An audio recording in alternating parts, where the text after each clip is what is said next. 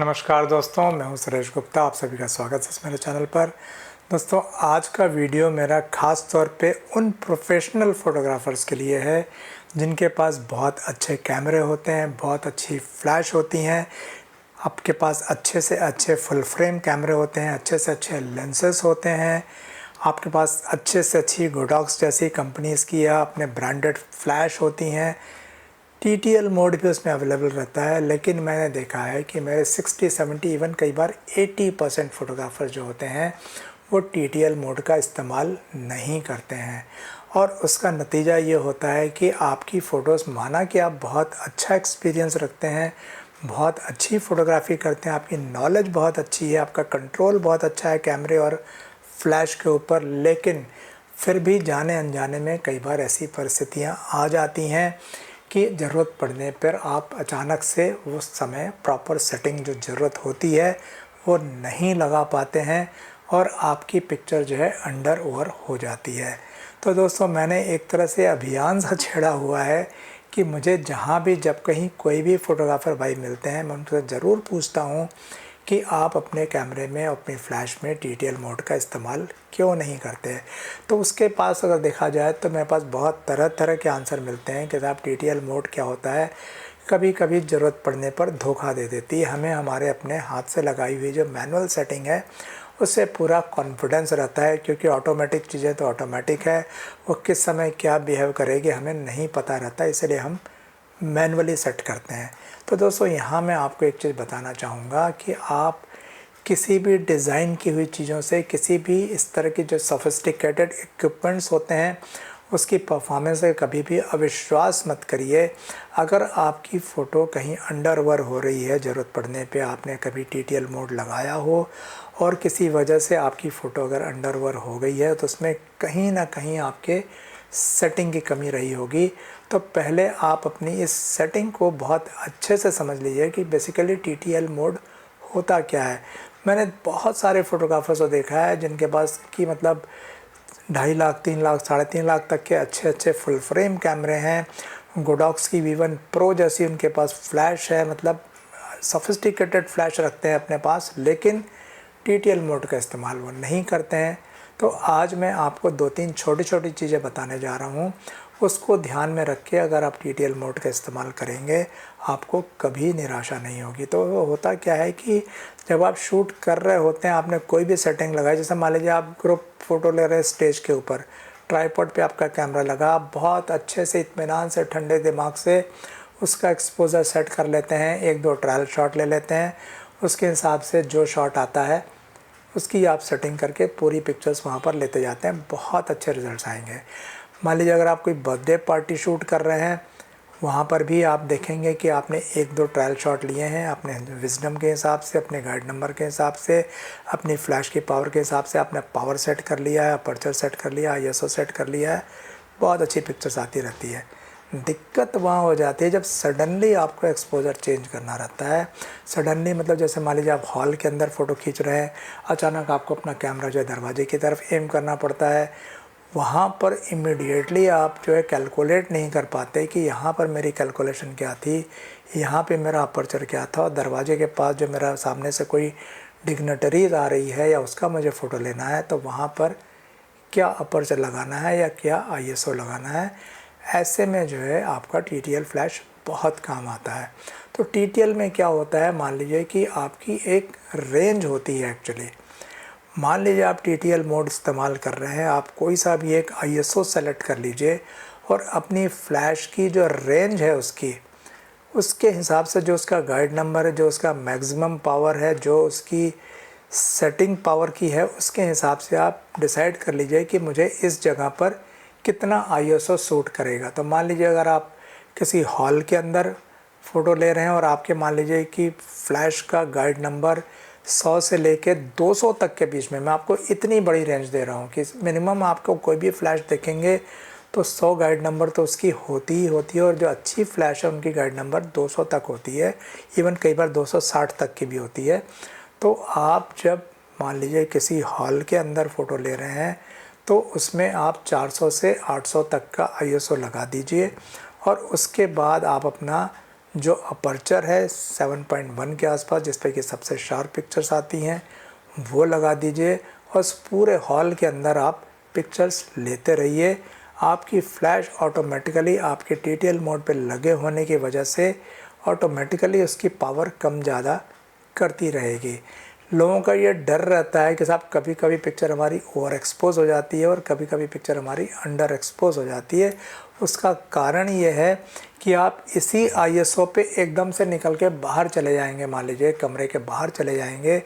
और वहाँ पर मान लीजिए आपने 20 फीट से फ़ोटो खींच दी और ISO आपका वही 700-800 लगा रह गया, तो डेफिनेटली पिक्चर आपकी TTL मोड लगा रहने के बाद भी जो है अंडर एक्सपोज हो जाएगी। तो इसीलिए आपको अपने कैमरे की जो मैक्सिमम फ्लैश की जो मैक्सिमम पावर है उसका अंदाज़ा होना चाहिए कि किस रेंज तक वो पावर जाएगी। तो मान लीजिए अगर आपको 30 फीट पे लेना है पिक्चर या 25 फीट पे लेना है, तो उसके हिसाब से जो ISO शूट करेगा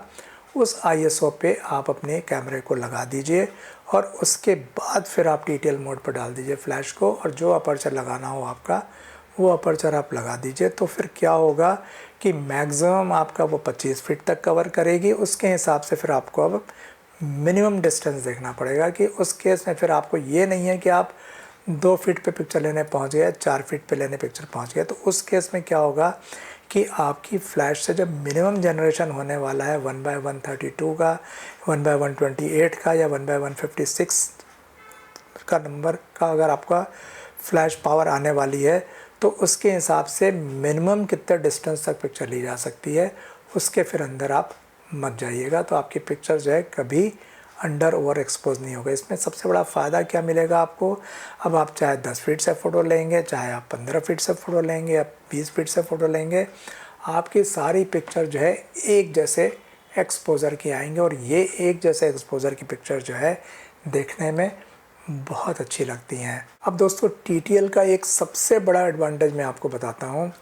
आप चाहे कितने ही एक्सपर्ट फ़ोटोग्राफ़र क्यों ना हो, मान लीजिए अगर आपने अपनी फ़्लैश को उठा के किसी अम्ब्रेला पे लगा दिया या आपने फ़्लैश के सामने कोई मॉडिफायर लगा दिया या अगर आपने फ़्लैश को छत से बाउंस कराया या आपने छत को किसी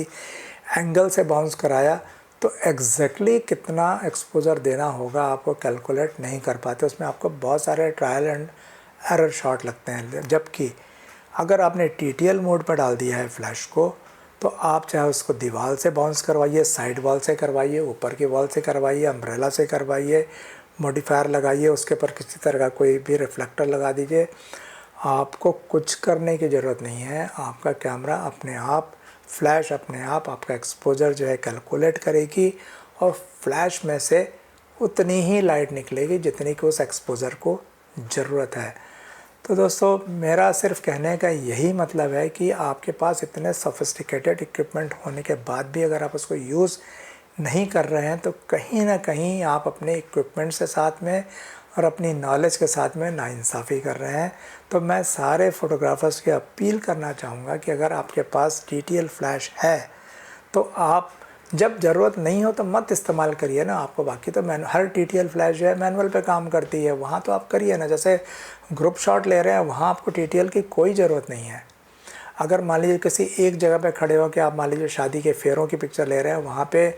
मंडप के अंदर आपने एक बार सेटिंग कर ली है अपनी, आपका बढ़िया फर्स्ट क्लास पिक्चर आती रहेंगी, उसमें कोई दिक्कत नहीं है। लेकिन जहाँ आपको बार बार अपना डिस्टेंस बदलना पड़ रहा है, कभी इस एंगल से, कभी उस एंगल से, कभी इधर से, कभी उधर से, वहाँ आप TTL फ्लैश का ज़रूर इस्तेमाल करिए और TTL फ्लैश आपको कभी भी बो डाउन नहीं होने देगी। और दोस्तों अभी भी अगर आपके मन में TTL को लेके किसी तरह का कोई प्रश्न है तो प्लीज़ आप हमसे कमेंट बॉक्स में ज़रूर पूछिए, हम आपके हर सवाल का जवाब देंगे। क्योंकि मेरे पास TTL को लेके इतनी भ्रांतियाँ हैं मेरे फोटोग्राफर से बीच में, मेरे पास इतने क्वेश्चंस आते हैं और मैं कोशिश करता हूँ हर किसी का जवाब देने के लिए कि TTL से कभी भी मत घबराइए। TTL एक आपके पास ऐसा टूल है जिसमें आपकी थोड़ी बहुत कमी बेसी रह गई तो उसको कवर अप कर लेगी। और TTL का एक और सबसे बड़ा एडवांटेज मैं आपको बताता हूँ। मान लीजिए ऐसे बहुत सारे मौके आते हैं जब उस जगह पर आप खुद फ़ोटोग्राफी करने नहीं जा सकते हैं, तो आप थोड़े से अपने कंपैरेटिवली कम ट्रेंड जो आपका असिस्टेंट होगा उसको कैमरा और फ्लैश दे के भेज दीजिए और TTL के बारे में उसको थोड़ा बहुत छोटा मोटा समझा दीजिए कि इस रेंज से इस रेंज के बीच में ये ISO लगा देना, फ्लैश को TTL मोड पर डाल देना, कंपोजिशन तो वो कर ही लेगा। आप मान लीजिए कहीं पे कोई बर्थडे पार्टी है, कोई गृह प्रवेश फंक्शन है, किसी का रिटायरमेंट फंक्शन है, कोई प्राइज़ डिस्ट्रीब्यूशन है, आप कैमरा TTL फ्लैश देकर उसको भेज दीजिए। अगर उसने TTL को सही तरीके से यूज़ कर लिया, आपकी सारी पिक्चर्स जो है एक जैसी आएंगी। तो दोस्तों उम्मीद करते हैं अभी भी आपके मन से TTL का डर ख़त्म हो गया होगा। अगर अभी भी आपके मन में TTL का थोड़ा बहुत भी शंका बची हुई है तो हमसे कमेंट बॉक्स में ज़रूर पूछिएगा, हम आपके सारे सवालों का जवाब देने की कोशिश करेंगे। बट मेहरबानी करके आपने इतने पैसे TTL फ्लैश के ऊपर खर्च किए हैं, जैसे आपकी गोडॉक्स की V1 है, गोडॉक्स की V1 प्रो है, 685 है, 865 है, TT350 है, जितनी भी फ्लैश हैं मैंने नाम गिनाए, ये सारे TTL फ्लैश हैं। आपके नाइकॉन की, आपके कैनन की, आपकी सोनी की जितनी भी फ्लैशेस होती हैं, they all are TTL flashes. तो TTL फ्लैश को आप जितना ज़्यादा एक्सप्लोर करेंगे उतनी ज़्यादा आपकी परफॉर्मेंस अच्छी होगी और आपकी फ़ोटोग्राफी जो है दिन पर दिन जो है बढ़िया होती जाएगी। तो दोस्तों उम्मीद करते हैं कि आपको TTL का कंसेप्ट अब समझ में आया होगा। इसका डर अपने दिल से बिल्कुल निकाल दीजिए और प्रैक्टिस कीजिए। अगर आपको थोड़ा सा अभी भी शंका हो तो आप अपने घर पे किसी को सामने बिठा दीजिए और अलग अलग डिस्टेंस पे उसको, कभी 5 फीट पे, कभी उसको 10 फीट पे, कभी 20 फीट पे जाने को बोलिए। उसके बाद उसको आप घर से बाहर लेके आ जाइए, अंधेरे में खड़ा कर दीजिए, लॉन में खड़ा कर दीजिए, 25 फीट पे खड़ा कर दीजिए, 30 फीट पे खड़ा कर दीजिए और आप देखिए कि ISO बदल के आपकी TTL जो है कैसा परफॉर्म करती है। तो आप देखेंगे कि आपको धीरे धीरे आपके TTL के ऊपर विश्वास आ जाएगा और एक बार आपकी प्रैक्टिस बहुत अच्छे से हो गई तो आपके सारे रिजल्ट्स हमेशा अच्छे आएंगे। तो दोस्तों आज के वीडियो को यही ख़त्म करते हैं। उम्मीद करते हैं कि आपको वीडियो पसंद आया होगा। अगर पसंद आया होगा तो इसे लाइक ज़रूर कीजिएगा और लगता है कि अपने दोस्तों से शेयर करने से उनको भी फ़ायदा हो सकता है तो उनसे शेयर ज़रूर कीजिएगा। तो मिलते हैं अगले वीडियो में किसी नए टॉपिक के साथ। तब तक के लिए नमस्ते, जय हिंद।